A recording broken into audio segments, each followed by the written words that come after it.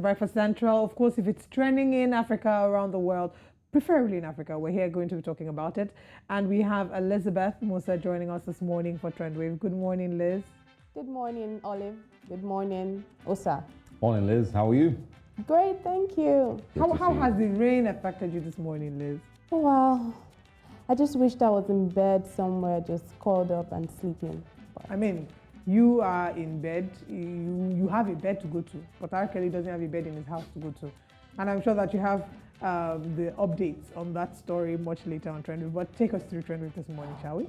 Well, so we'll start off our Trendwave today in Ghana, where Shatta Wale, the dancehall artist, has been convicted by an Accra High Court after he pleaded not guilty to the dissemination of false news. However, he was fined 2,000 Ghanaian cedis, and if this fine is not paid, a 3-month jail sentence will be imposed. In court on Wednesday, June 29, 2022, the musician who faked his death changed his plea from not guilty to guilty. Let's recall that on the 18th of October 2021, media reports suggested that Shatta Wale had been shot by some unidentified gunmen. His personal assistant, Nana Dope, was also reported to have confirmed this report to the media, saying that the incident occurred at East Legon. Now, the report added that Nana Dope was also claimed that Shatta Wale was receiving care at an unidentified hospital after he managed to flee from his attackers. As a result, the police started an inquiry into the allegation, including reaching out to some of his close friends and family members, all of whom claimed not to have knowledge of his location or the alleged incident. A few hours later, Shatta Wale claimed in a social media post that he staged the incident due to the death prophecy made by Stephen Akwasi, better known as Jesus Ahofe, who happens to be the founder and the head of New Life Kingdom Chapel International. He has now expressed regret to his fans who had been hurt by his ox, but he was detained by the police after turning himself in and held for 2 nights. However, he has expressed gratitude for the support he has gotten from his fans during his trials. But let's see how people are reacting to it. Now, that's the post by Shatta Wale, but we see how people are reacting to this particular story on social media, because of course we know that Shatta Wale is one of the biggest artists in Ghana, and he's actually really admired and loved by many Ghanaians. But we'll see how people are reacting to this particular story on social media. That one is from Taddy Boy. Taddy Boy says, you find Shatta Wale, but you jailed the Takoradi pregnant woman. No hate for Shatta, but it seems to be a crime itself to be poor. How are their cases different? Shatta faked death. She also faked kidnapping. So why? Aren't they all misdemeanors? That's the question that Taddy Boy is asking, and I think that's a big question. This one is from Mr. Wahab. It says, we are always there for you because you make us happy. Interesting remark there. That one's from Isaac. Isaac says, we go support you, die, but reduce the fooling small. I come in peace. Final remarks from Kamakaze. Kamakaze says, it's good to have our dancehall king back. Interesting news from Ghana this beautiful morning. Of course, Shatta Wale is really happy that, of course, he just has to pay a fine. It doesn't have to be behind bars. And I think at the end of the day, we'll just advise Shatta Wale to reduce the foolery just a little bit, just like as that fan said. He says, you know what, we love you, but just reduce, these gimmicks a little bit. That is the trend from Ghana, but we'll move now to the United States, where R. Kelly was sentenced to a 30-year prison term for utilizing the stardom to further a plan to sexually assault minors and women. The 55-year-old R&B performer was found guilty of racketeering and sex trafficking by a New York jury in September. Ahead of his sentencing, a handful of women took the stand to confront R. Kelly over his decade-long abuses. One of them said he had degraded and humiliated them.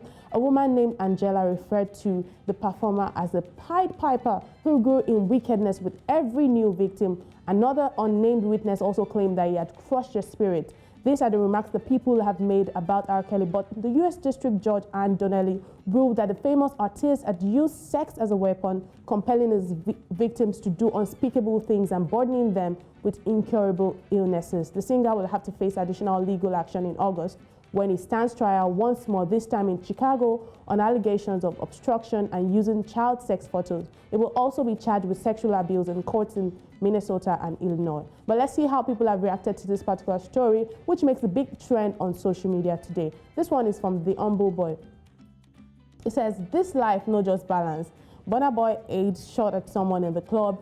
Nigerians are saying he should be prosecuted and face the law. And now R. Kelly accused of rape and sentenced to 30 years imprisonment. And Nigerians are saying, may God intervene and show him mercy. Which way, Niger? That's the big question from the humble boy. This one is from Defi Bot. Defi says, what if girls voluntarily slept with him and then blackmailed him? I like the fact that this is trying to play a bit of, devil's advocate right there, but of course, that one is from Salim. Salim says, welcome to America, where nobody is above the law, unlike my country, Ghana. Interesting remark there from Salim. And let's see how more people are reacting. This one's from Lindo. Lindo says, poor brother, 30 years is no joke. Sad day indeed. The greatest R&B singer. I hope he makes it out alive and sings about his experience. So that's the array of that's what the comment sections are looking like as in regards to this story. Osa and Olive. Hard way to wrap up one's career, and I dare say one's life. R. Kelly is 55 years, and by the time he's completing this sentence, if he's still alive, he would have lost the most part of his aging. I mean, it just boils down to the fact that we must be careful of the choices we make right now, because at the end of the day, there's a future. There's a future that would come calling for what you did in your youth. We must try to be careful. And I believe that this is justice for all the women who were abused by R. Kelly. This is justice for them, and I hope that they find closure. Well, like I said earlier, the storm is not over. Not going to be over for at least 20, 25, 30 years. It's going to be a while. 30 years, that's a long time. To be locked in the closet and trapped in prison. Trapped in the closet in prison.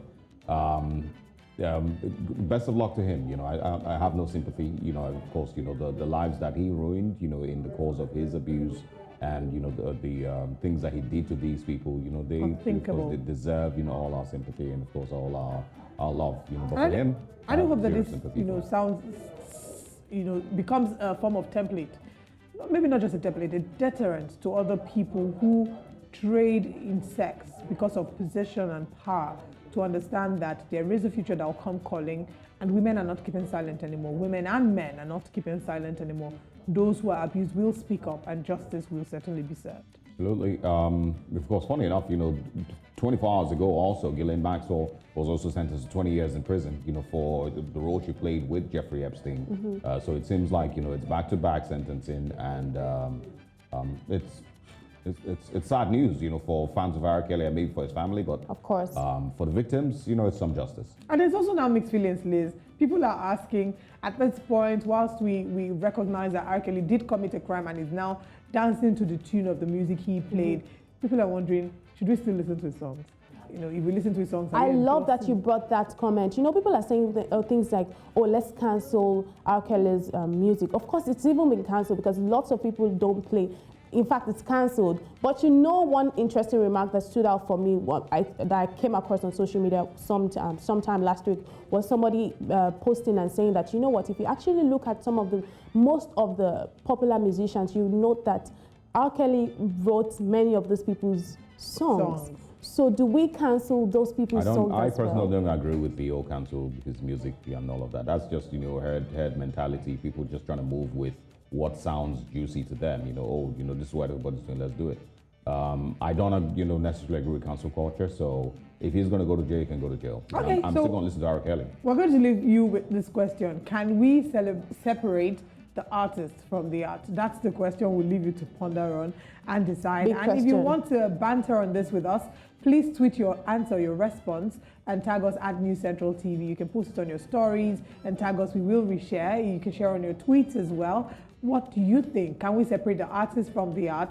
Should we be able to separate R. Kelly's music from the fact that he's committed a heinous crime and he's paying the price for it?